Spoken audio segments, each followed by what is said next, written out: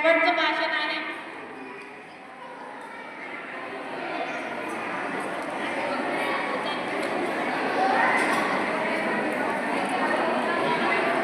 जेवण झाले कोणी थांबत नाही सर असं तेच आधीच पाहिजे होतं ते.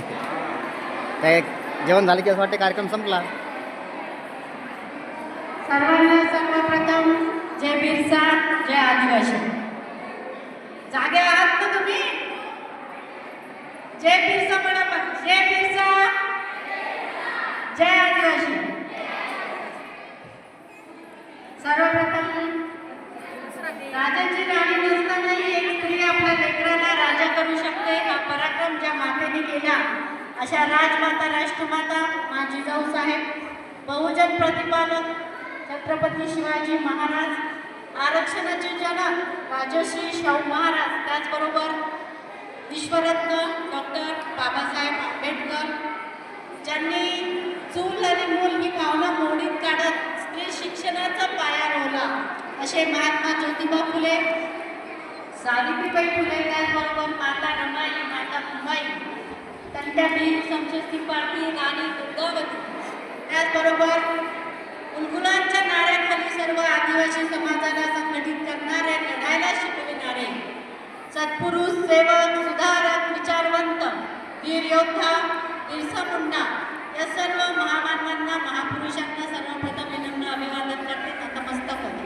त्याचबरोबर विचार मंचावर उपस्थित असलेल्या आजच्या कार्यक्रमाच्या अध्यक्षा जिजाबाई जळके काकू, माजी जिल्हा परिषद सदस्य वंदनाताई, शशिकलाताई, कारोबारी अध्यक्ष रेखाताई, उपसरपंच रेणुकाताई, मंदाताई आणि या संपूर्ण कार्यक्रमाची धुरा ज्यांनी सकाळपासून सांभाळली अशा अनिताताई फोंडे आणि रेश्माताई, त्याचबरोबर इथे उपस्थित असलेल्या माझ्या आदिवासी समाजातील सर्व माझ्या माता भगिनी, माझ्या ताई बाई, अक्का, माझ्या काकू, इथे उपस्थित सर्वांचं शब्दसुमनाने मनापासून स्वागत करते आणि आल्याबद्दल धन्यवाद देते.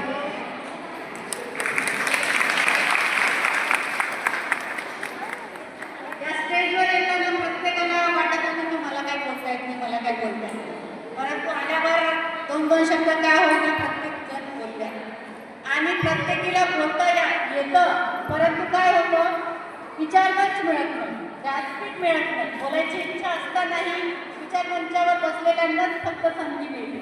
परंतु महिलेला बोलता यावं, आपलं मत व्यक्त करता यावं यासाठी ह्या प्रत्येक ठिकाणी या कार्यक्रमाचं आयोजन करण्यात येत आहे. जसं की सुरुवात पातूरपासून झाली आहे. पातूरला कार्यक्रम झाला, मालेगावला झाला, मंगरूळ फिरला झाला, त्याचबरोबर मेहकरला झाला. सगळ्या ठिकाणी अतिशय चांगल्या प्रकारचा कार्यक्रमाचं आयोजन त्या ठिकाणी आयोजकांनी केलं आणि बोलणाऱ्या महिला इतक्या आहेत खरोखर विश्वास बसला नाही. अतिशय सुंदर शब्दरचना, त्यांची मांडण्याची पद्धती, मला तर वाटलं की आपल्या समाजातल्या महिलांना बोलताच येत नाही, परंतु मंचावर गेला की किती छान बोलतात याचं उदाहरण मला बघायला मिळालं. आणि जन्मताच कोणालाच स्टेजवर जाऊन बोलता येत नसतं, हळूहळू सवय होतं. संघटन का करायचं आणि संघटन करायला पाहिजे की नाही, तुम्हाला काय वाटतंय? महिलांचं संघटन असावं की नाही? ज्याला वाटतं असावं त्यांनी हात वर करा. पुरुषांचं संघटन खूप ठिकाणी आहे, पुरुषांचं संघटन बऱ्यापैकी अनेक जिल्ह्यामध्ये महाराष्ट्रामध्ये सगळीकडे आहे, पण स्त्रियांचं संघटन कुठेच दिसत नाही. म्हणून महिलांनी सुद्धा बाहेर पडावं, महिलांचं संघटन व्हावं, महिला सबलीकरण व्हावं, महिला आत्मनिर्भर व्हावं आणि महिलांवर होत असलेले अन्याय अत्याचार कमी व्हावे यासाठी महिलांचं संघटन, महिलांचं सबलीकरण करण्याचं आदिवासी समाजाचे ज्येष्ठ नेते मंडळी, एकाचं नाव चुकीचं होईल, ज्येष्ठ नेते मंडळी आहेत त्यांना वाटतं की महिलांचं संघटन देखील होणं गरजेचं आहे. कारण कुठल्याही चळवळीमध्ये पुरुषांच्या सोबत जेव्हा महिला त्या चळवळीमध्ये सहभागी होतील तेव्हाच सगळं म्हणजे संघटन मजबूत होईल. बाबासाहेब म्हणतात की प्रत्येक समाजाची प्रगती ही त्या समाजातील आणि म्हणून प्रत्येक चळवळीमध्ये महिलांचा सहभाग हा तितकाच गरजेचा आहे जितका पुरुषांचा. आज अनेक ठिकाणी बघूया आपण की महिला अत्याचाराच्या प्रमाणात प्रचंड प्रमाणात वाढ झालेली आहे. मग हे महिला अत्याचार का वाढतात, कशामुळे वाढतात? कारण त्यालाही जबाबदार आपणच आहोत. कारण जेव्हा अन्याय अत्याचार होतो त्यावेळेस आपण पुढाकार घेत नाही. सुमन काकूंना खरोखर सुमन काकूंचे आभार मानले पाहिजे की सुमन काकू तुम्ही एका वाघिणीला जन्म दिला. ते तुमच्या आईचं नाव सुमन काकू, खरंच तुमचं अभिनंदन, कौतुक करावं वाटतं की तुम्ही एका वाघिणीला जन्म दिला. एका उपसरपंच पदावर काम करत असताना ती पण उपसरपंच या गावची, म्हणजे त्यांच्या दोन्ही लेकी उपसरपंच आहेत. आणि ही गोष्ट इतकी साधी आणि सोपी नाही आहे. एका गावाच्या उपसरपंच म्हणून निवडून येणं आणि विशेष म्हणजे त्यांच्या पाठीशी कोणाचाही हात नाही आहे. त्या स्वबळावर स्वकर्तृत्वावर जे काही निर्माण केले ते त्यांनी स्वतःच्या स्वकर्तृत्वावर निर्माण केले. त्यांच्यासाठी खरंच एकदा टाळ्या झाल्या पाहिजे. वाघ आणि वाघीण जवळून आपण ही वाघाला वाघिणीला बघितलं, परंतु वाघीण जर कशी दिसत असेल ना तर ते नक्की सीता काही काढलीच असेल. ज्या धडाडीनं त्या काम करताय म्हणजे एका माणसालाही लाजवेल असं काम सीताताई धनगरे करताय. अतिशय कौतुकास्पद आहे. एका आईसाठी ही एक गर्वाची बाब आहे. आणि ते सीताताईकडे बघून का होईना तुम्हालाही हेवा वाटला पाहिजे की या सीताताईसारखं देखील काम आपण आपल्या गावात केलं पाहिजे, आपल्या महिलांसाठी केलं पाहिजे. परंतु आपल्याला तसं वाटतच नाही. हो, जेव्हा एखादी महिला पुढे जाते त्या महिलेला मागे कसं ओढायचं हाच प्रयत्न आपण करत असतो. पण तसं न करता एखादी महिला जर चांगलं काम करत असेल तर तिला पाठबळ कसं देता येईल, तिला आणखी पुढं कसं नेता येईल हे देखील आपण केलं पाहिजे. म्हणतात ना की जिच्या हाती पाळण्याची दोरी ती जगाचा उद्धार करेल. मी थोडंसं यात चेंज करेन की जिच्या हाती शिक्षणाची दोरी ती जगाचा उद्धार करेल. आज 21व्या शतकात महिलांनी नेत्रदीपक प्रगती केलेलं आपण बघतो. आज महिला चंद्रावर पोहोचल्या. एक काळ असा होता की डोक्यावरचा पदर देखील पडलेला चालत नव्हता. काकू बरोबर आहे ना? पण आज परिस्थिती तशी नाही. आज महिला घराच्या बाहेर पडल्या, चंद्रावर पोहोचल्या.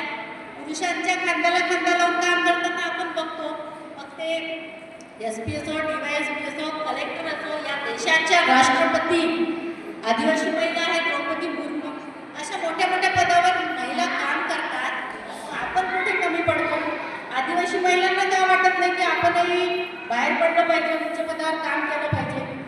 जेव्हा उच्चवर्णीयाच्या घरी बाई बाळत होते तेव्हा तिची नजर जजच्या पुढे असते की माझं लेकरू जज झालं पाहिजे. पण जेव्हा आपल्या समाजातील महिला बाळत होते तर आपली नजर कुठे असते? चपराशीच्या पुढे. म्हणजे ही जी विचाराची दरी आहे ती कमी झाली पाहिजे. आपणही स्वप्न मोठे पाहिले पाहिजे. आपलंही लेकरू जज झालं पाहिजे, कलेक्टर झालं पाहिजे. भरूड साहेब कलेक्टर आहेत, माहीत आहे कोणाला? भरूड साहेब माहीत आहे ना? कलेक्टर आहेत. भिल समाजाचा मुलगा होता, आज ते कलेक्टर पदावर काम करतात. त्यांची आई दारू विकायची. म्हणजे आपण म्हणतो ना की परिस्थिती नाही, शिकवण्यासाठी माझ्या लेकराला शिकवायला माझी परिस्थिती नाही. परंतु भरूड साहेब आज कलेक्टर आहे. त्यांची हे आईची परिस्थिती नव्हती, त्यांना वडील नव्हते. दारू विकायच्या आणि दारू घेणारे जे लोक यायचे त्या मुलाला म्हणायचे दारू फुटाने घेऊन ये. तेव्हा भरूड साहेबाची आई त्यांना म्हणायची की माझा मुलगा फुटाने आणणार नाही, माझा मुलगा तुमचं काम करणार नाही. मग ते माणसं म्हणायचे की तुमचं पोरगं काय कलेक्टर होणार आहे की काय? तेव्हा त्या भरूड साहेबाच्या आईने त्यांना काय उत्तर दिलं असेल की हो, एक दिवस माझ्याही पोऱ्या कलेक्टर होणार. म्हणजे हो, एक दिवस माझाही मुलगा कलेक्टर होणार. आणि या आईचं ते स्वप्न पूर्ण झालं. आज आदिवासी भिल समाजाचा मुलगा एका अतिशय गरीब कुटुंबातला मुलगा कलेक्टर आहे. आणि ही आपल्या आदिवासी समाजासाठी अतिशय आनंदाची गोष्ट आहे. आज आपल्या समाजामध्ये अंधश्रद्धा प्रचंड प्रमाणात वाढली. अंधश्रद्धेला बळी पडतात. श्रद्धा असावी परंतु अंधश्रद्धा नसावी. आज जेव्हा मंदिरामध्ये आरत्या सुरू होते, देवीच्या आरत्या असो, तेव्हा बायांच्या अंगामध्ये देवी येते का? येते ना? तर पुरुषांच्या अंगात का नाही येतो हा प्रश्न मला नेहमी पडतो की बायांच्या अंगात देवी काय आहे, पुरुषांचं काय आहे, पुरुषांनी काही पाप केले की काय? तर हे अंधश्रद्धा आहे. तुमच्या अंगामध्ये देवी येण्यापेक्षा तुमच्या अंगामध्ये जिजाऊ आली पाहिजे, सावित्री आली पाहिजे, रमाई आली पाहिजे, जेणेकरून तुमच्या घरात शुभा जन्माला येईल. म्हणून आपला समाज या अंधश्रद्धेपायी मागे आहे याची जाणीव तुम्हाला झाली पाहिजे. आज आदिवासी समाज अनेक असंख्य अडचणींनी त्रासलेला आहे. मग बोगस घुसखोरी असो, आरक्षणाचा मुद्दा असो, अशा अनेक समस्या आहेत. त्या समस्येकडे तुम्ही लक्ष द्या ना. जरुरी नाही आहे की फक्त पुरुषांनीच पुढाकार घेतला पाहिजे. महिला देखील पुढे आल्या पाहिजे. कारण जे महिला करू शकतात ना ते पुरुष करू शकत नाही. महिला जर शिकली तर ती संपूर्ण घराला सुशिक्षित करते, सुसंस्कृत करते. एवढी ताकद महिलेमध्ये आहे. पण त्या ताकदीपासून आपण भिन्न आहोत. आपल्याला महिलांची शक्ती काय हेच आपल्याला अजून माहीत नाही. त्यामुळे महिलांची जर विचारसरणी बदलली ना तर महिला सक्षमीकरण, महिला सबलीकरण होऊ शकते. त्यासाठी महिलांची विचारसरणी बदलणे गरजेचं आहे. मणिपूरचा विषय बऱ्याच जणांना आता खेडा भाग आहे, त्याच्यामुळे मणिपूरचा विषय तुम्हाला माहीत नसेल. मणिपूरमध्ये काय झालं होतं तुम्हाला माहीत असणं गरजेचं आहे. मणिपूरमध्ये आदिवासी महिलेवर, 3 आदिवासी कुकी समाजाच्या महिलेवर अत्याचार झाला. 1000 ते 800 ते 1000 युवकांनी आपल्या आदिवासी समाजातील 3 महिलांना नग्न करून तिची भर रस्त्यात भिंड काढण्यात आली. भिंड काढून एवढ्या वेळ ते थांबले नाही, तिच्यावर अधिप्रसंग करण्यात आला. जेव्हा तिच्या घरचे तिचे वडील तिचा भाऊ तिला वाचवायला गेले तर त्यांना सुद्धा त्यांची हत्या करण्यात आली. आणि हा एवढा मोठा विषय असून कुठल्याही प्रसारमाध्यमांनी याची साधी नोंद सुद्धा घेतली नाही की किती मोठी शोकांतिका आहे. हे का होतंय? कारण आपण संघटित नाही आहोत. त्याच्यामुळे महिलावर अत्याचाराचं प्रमाण वाढलेलं आहे. आणि जोपर्यंत या चळवळीमध्ये महिला सामील होणार नाही तोपर्यंत महिलावरच्या अत्याचाराचं प्रमाण कमी होणार नाही. हे तितकंच सत्य आहे. आपण या देशाचे मूळ मालक आहोत. या देशाचे मूळ मालक, या देशाचे रहिवासी या नात्याने आपली काय जबाबदारी आहे? आपल्या समाजातील लोक ख्रिश्चन धर्म स्वीकारतात. ही गोष्ट माहीत आहे? माहीत आहे ना?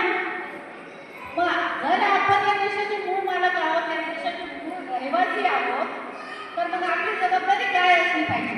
जर आपल्या समाजातील लोक या देशाचे मूळ रहिवासी आहेत, मूळ रहिवासी असून सुद्धा धर्म जर स्वीकारत असेल तर आपली जबाबदारी काय असली पाहिजे? त्यांना धर्मांतर करून देऊ नये यासाठी आपण त्यांना मोटिवेशनल केलं पाहिजे, मार्गदर्शन केलं पाहिजे. तसं आपण करतो का? आपण बस आपल्या त्याच्यात मस्त असतो. बाबासाहेबांनी काय सांगितलं? शिका, संघटित व्हा, संघर्ष करा. आपण करतो? हम दो हमारे दो. ज्या समाजात तुम्ही जन्म घेतला त्या समाजासाठी काहीतरी केलं पाहिजे. फुलाची पाकळी केलं, काहीतरी केलं पाहिजे. हम दो हमारे दो, साडी, माळी आणि गाडी, बस एवढ्यातच आपण मस्त आहोत.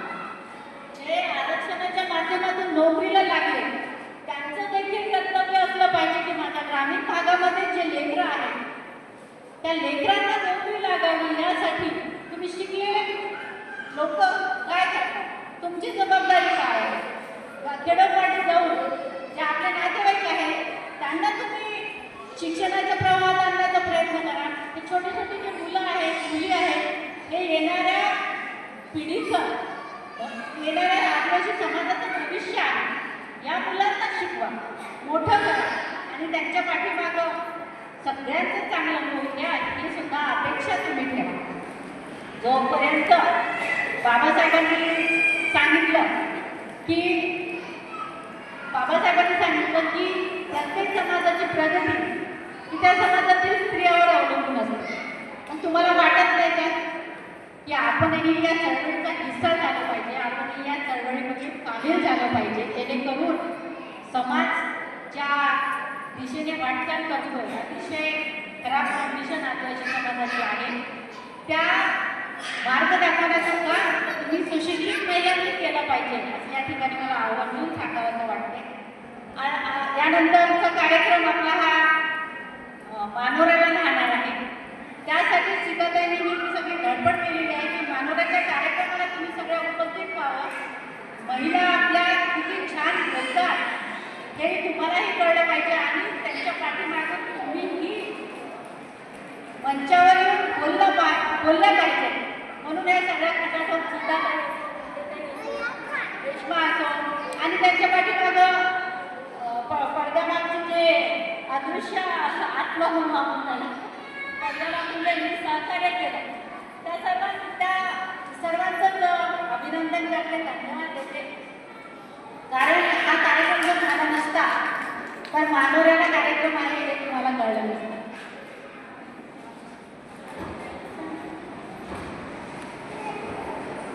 जर धर्मांतर कोणी करत असेल आणि तुमच्या निदर्शनात जर येत असेल तर माझ्या माऊल्यांनो तुम्ही त्यांना सांगा की आपण या देशाचे मूळ मालक आहोत, मूळ रहिवासी आहोत आणि इतर धर्मात जाऊन ते नोकरीचं तुम्हाला आम्हीच दाखवत आहे की आम्ही तुम्हाला बरोबर आहे नोकरीचं आम्हीच दाखवत आहे ना. नोकरीचं आम्हीच दाखवून तुम्हाला धर्मांतर करायला भाग पाडत आहे. परंतु आपण आपला आदिवासी धर्म सोडायचा नाही. ज्या आदिवासी धर्मामध्ये बिरसा मुंडासारखे क्रांतिकारी होऊन गेले त्या धर्माला त्या आदिवासी समाजाला सोडून आदिवासींनी जाऊ नये या ठिकाणी नम्र विनंती करते. त्याचबरोबर ज्या बचत गटाच्या महिला बचत गट चालवणाऱ्या महिलांना केंद्र शासनाकडून आणि राज्य सरकारकडून अनेक उपाययोजना त्यांच्यासाठी राबवल्या जातात. बचत गटाच्या माध्यमातून अनेक काम त्यांना दिले जातात. परंतु या योजना कुठे जातात PO ऑफिसच्या वतीने सुद्धा अनेक योजना राबवल्या जातात. अनेक लाखो करोडचा निधी प्रकल्प कार्यालय अकोला येथे येतो, आदिवासींसाठी येतो. परंतु तो निधी तुमच्यापर्यंत येतच नाही, तो अर्ध्यातच खतम होऊन जातो. यावर आवाज उचलला पाहिजे. जसे न्यूक्लियर बजेटच्या माध्यमातून बकरी व्यवसाय, तार पापड मशीन हे बरेच योजना प्रकल्प कार्यालयातून राबवले जातात. पण तुम्हाला कोणाला भेटले का? कोणालाच नाही.